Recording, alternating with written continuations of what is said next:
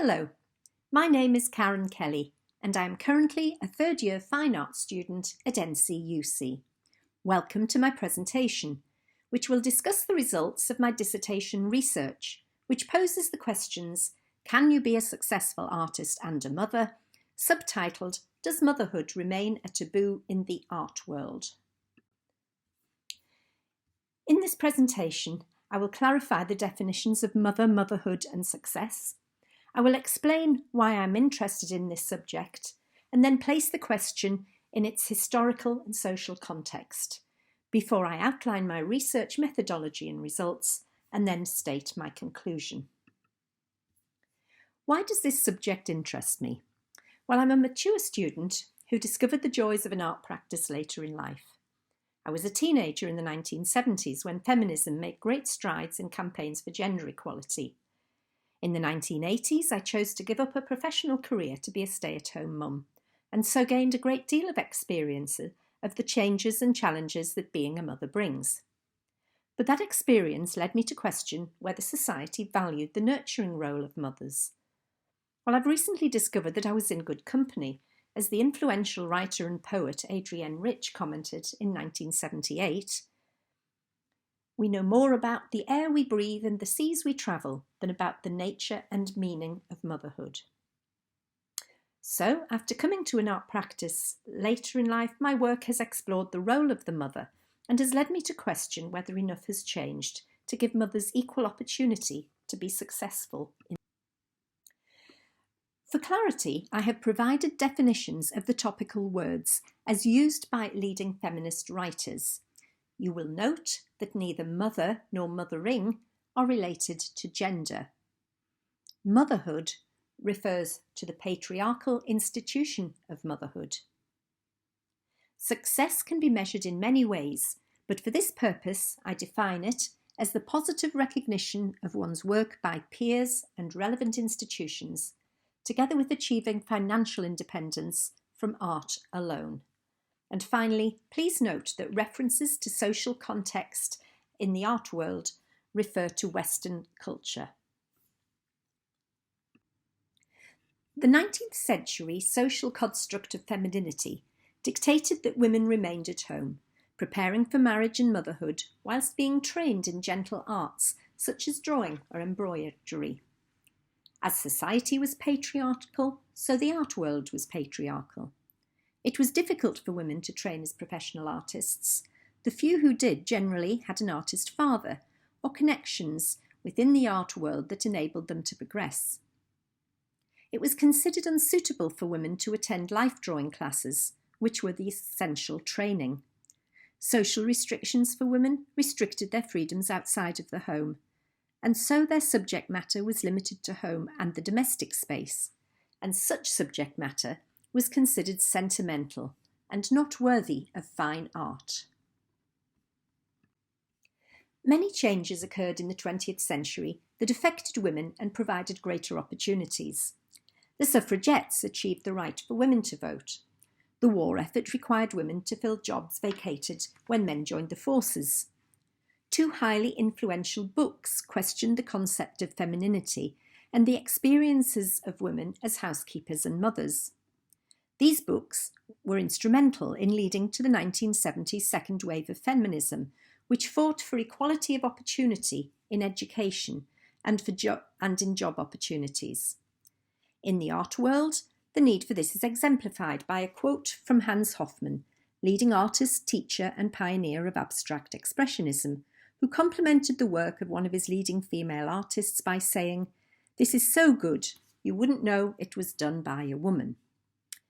Postmodernism refused to recognise a definition of what art should be and removed the distinction between art and everyday life, allowing for complex layers of meaning, and importantly, it allowed the use of a variety of media, and this was reflected in the work of feminist artists, who could now depict their own personal, lived experiences of motherhood and domestic life. However, motherhood as an art subject remained a taboo, and their work mainly considered domestic issues by a woman. So with all these changes, is there a need to ask this question today? Well, there are a number of conflicts. The journal Mass Communication and Society printed an article which provided definitions of the good mother and the good professional. As we can see, the first is described as selfless, interdependent with children, naturally endowed for nurturing, and successful in the domestic sphere, whilst the second is constructed as promoting self, demonstrating independence, lacking in natural mothering qualities, and fulfilling her potential in the public sphere. Where art is concerned, there are clearly conflicts when two leading contemporary female artists believe there are good artists that have children. Of course there are. There are called men. It's hard for women. It's really difficult. They are emotionally torn. And having children would have been a disaster for my work. Each year, the Freelands Foundation prepares figures of representation of female artists in Britain. From these two evidences, we can see that the percentage of female students involved with BA Art and Design programmes continues to increase. However, only 35% of artists represented by major London commercial galleries were women, although this is a 1% increase each year over the last 4 years. So, for my research, I prepared a survey of 9 questions, a mixture of 4 quantitative and 5 qualitative. The survey was issued to my fellow students, to a Facebook group called Mothers Who Make, posted on an Instagram site called Artist Mother, and shared with an online Zoom group of artists called Creative Coffee, and I received 31 replies. My qualitative results identified 6 frequent themes. Firstly, for those who mother, that is, those who retain primary responsibility for childcare, will inevitably struggle to find the time needed for developing their art practice. Additionally, lack of physical space in which to work affects the nature and the scale of what is possible. Secondly, the necessity to earn an income is a major pressure for many, whilst feelings of guilt arise when receiving no pay for the art practice they are developing. Thirdly, achieving recognition in the art world requires the artist to apply for residencies and to network at opening events, but lack of suitable accommodation and adherence to the long-established early evening timings for openings means they are unsuitable for those who have childcare responsibilities. Item 4. Facilities that welcome children and allow mothers to work alongside their children or provide creche facilities would provide greater opportunities and are much needed. Number 5. Returning to work opportunities. Time spent away from the art world should not prejudice a successful return to art practice for mothers.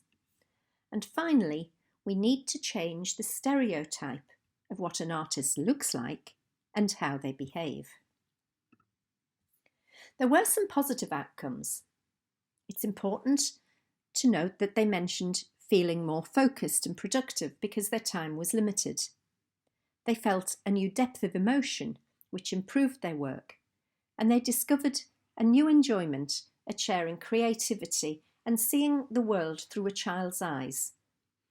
And their art practice also supported their mental well-being. Conclusion. Much has changed for women and mother artists over the last 150 years. Educational opportunities have improved, gender equality issues are being addressed, and you don't have to choose between being a mother and an artist. But this research shows that the legacy of past times is still felt. What's required is a change of attitude so that the role of mothering receives greater understanding and is not viewed negatively. We need greater flexibility within the art world and its institutions, and to reconsider the old stereotypes of what an artist is and how they behave. We need to continue to seek out old discriminations. Perhaps post-COVID, as we start to reopen all aspects of our lives, this can be an opportunity to make change and overcome the taboo of mothers in the art world.